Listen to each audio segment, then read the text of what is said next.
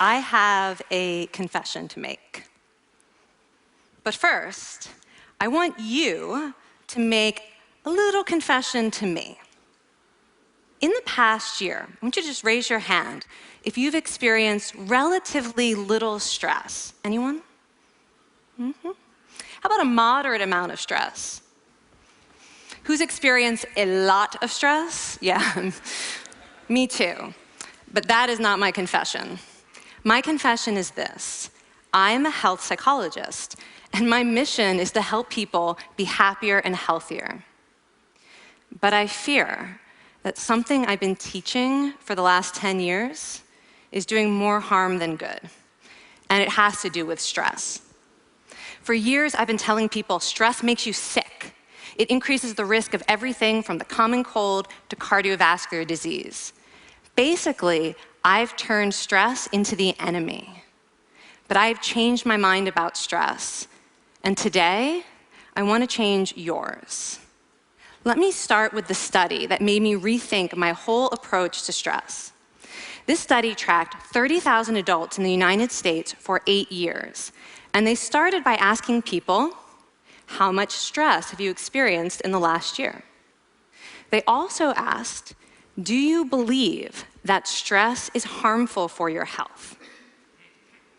And then they used public death records to find out who died. Okay, some bad news first. People who experienced a lot of stress in the previous year had a 43% increased risk of dying.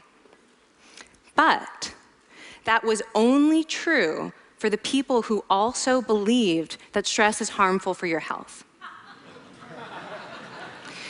People who experienced a lot of stress but did not view stress as harmful were no more likely to die. In fact, they had the lowest risk of dying of anyone in the study, including people who had relatively little stress.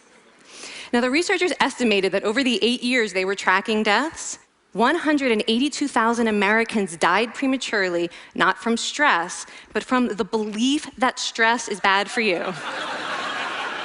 That is over 20,000 deaths a year. Now, if that estimate is correct, that would make believing stress is bad for you the 15th largest cause of death in the United States last year, killing more people than skin cancer, HIV, AIDS, and homicide. You can see why this study freaked me out. Here I've been spending so much energy telling people stress is bad for your health. So this study got me wondering, can changing how you think about stress make you healthier? And here the science says yes. When you change your mind about stress, you can change your body's response to stress. Now, to explain how this works, I want you all to pretend that you are participants in a study designed to stress you out. It's called the social stress test.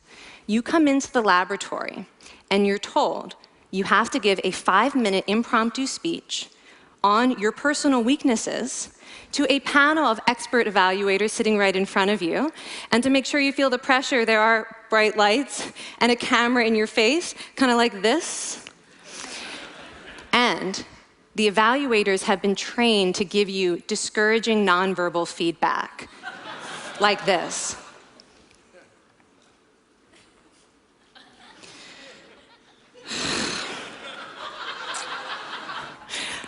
Now that you're sufficiently demoralized, time for part 2, a math test. And unbeknownst to you, the experimenter has been trained to harass you during it. Now, we're going to all do this together. It's going to be fun. For me. Okay. I want you all to count backwards from 996 in increments of 7. You're going to do this out loud as fast as you can, starting with 996. Go. Go faster. Faster, please. You're going too slow. Stop, stop, stop, stop. That guy made a mistake. We're going to have to start all over again. You're not very good at this, are you? Okay, so you get the idea. Now, if you were actually in this study, you'd probably be a little stressed out. Your heart might be pounding, you might be breathing faster, maybe breaking out into a sweat. And normally, we interpret these physical changes as anxiety or signs that we aren't coping very well with the pressure. But what if you viewed them instead as signs that your body was energized, was preparing you to meet this challenge? Now, that is exactly what participants were told in a study conducted at Harvard University. Before they went through the social stress test, they were taught to rethink their stress response as helpful. That pounding heart is preparing you for action. If you're breathing faster, it's no problem. It's getting more oxygen to your brain.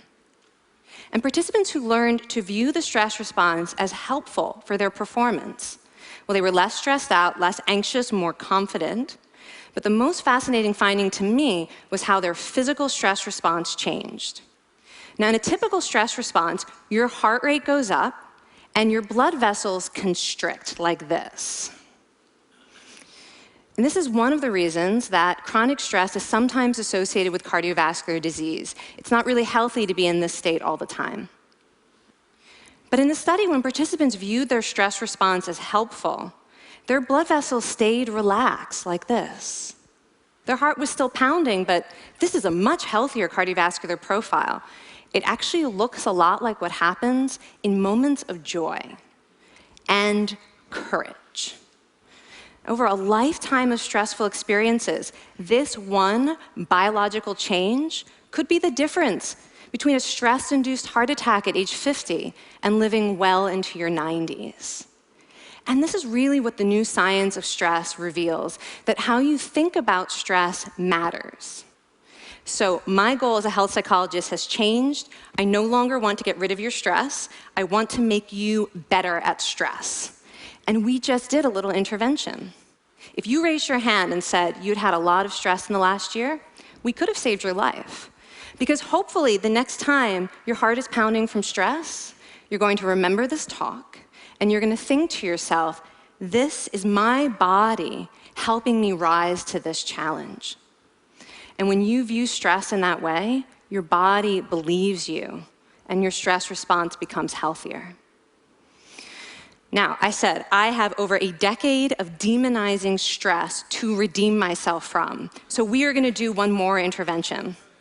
I want to tell you about one of the most underappreciated aspects of the stress response. And the idea is this: stress makes you social.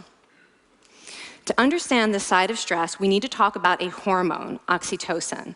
And I know oxytocin has already gotten as much hype as a hormone can get. It even has its own cute nickname, the cuddle hormone, because it's released when you hug someone. But this is a very small part of what oxytocin is involved in. Oxytocin is a neurohormone. It fine-tunes your brain's social instincts. It primes you to do things that strengthen close relationships. Oxytocin makes you crave physical contact with your friends and family. It enhances your empathy. It even makes you more willing to help and support the people you care about. Some people have even suggested we should snort oxytocin, right, to become more compassionate and caring. But here's what most people don't understand about oxytocin. It's a stress hormone. Your pituitary gland pumps this stuff out as part of the stress response. It's as much a part of your stress response as the adrenaline that makes your heart pound. And when oxytocin is released in the stress response, it is motivating you to seek support. Your biological stress response is nudging you to tell someone how you feel instead of bottling it up. Your stress response wants to make sure you notice when someone else in your life is struggling so that you can support each other.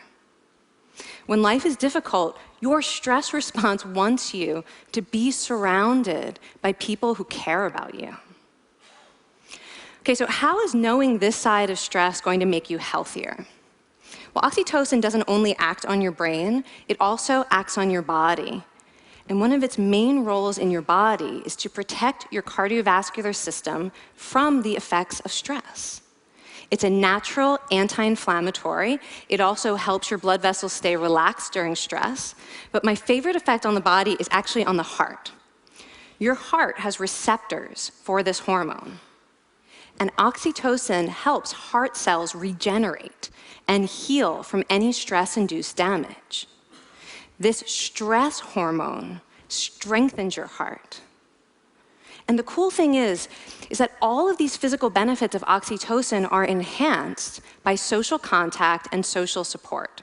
So when you reach out to others under stress, either to seek support or to help someone else, you release more of this hormone, your stress response becomes healthier, and you actually recover faster from stress. I find this amazing that your stress response has a built-in mechanism for stress resilience. And that mechanism is human connection. I want to finish by telling you about one more study. And listen up, because this study could also save a life. This study tracked about 1,000 adults in the United States, and they ranged in age from 34 to 93. And they started the study by asking, how much stress have you experienced in the last year? They also asked, how much time have you spent helping out friends, neighbors, people in your community? And then they used public records for the next 5 years to find out who died. Okay, so the bad news first. For every major stressful life experience, like financial difficulties or family crisis, that increased the risk of dying by 30%. But, and I hope you are expecting a but by now, but that wasn't true for everyone.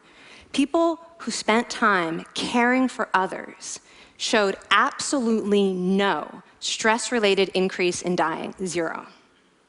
Caring created resilience. And so we see once again that the harmful effects of stress on your health are not inevitable. How you think and how you act can transform your experience of stress. When you choose to view your stress response as helpful, you create the biology of courage. And when you choose to connect with others under stress, you can create resilience. Now, I wouldn't necessarily ask for more stressful experiences in my life, but this science has given me a whole new appreciation for stress. Stress gives us access to our hearts. The compassionate heart that finds joy and meaning in connecting with others. And yes, your pounding physical heart working so hard to give you strength and energy. And when you choose to view stress in this way, you're not just getting better at stress, you're actually making a pretty profound statement. You're saying that you can trust yourself to handle life's challenges. And you're remembering that you don't have to face them alone. Thank you. Thank you.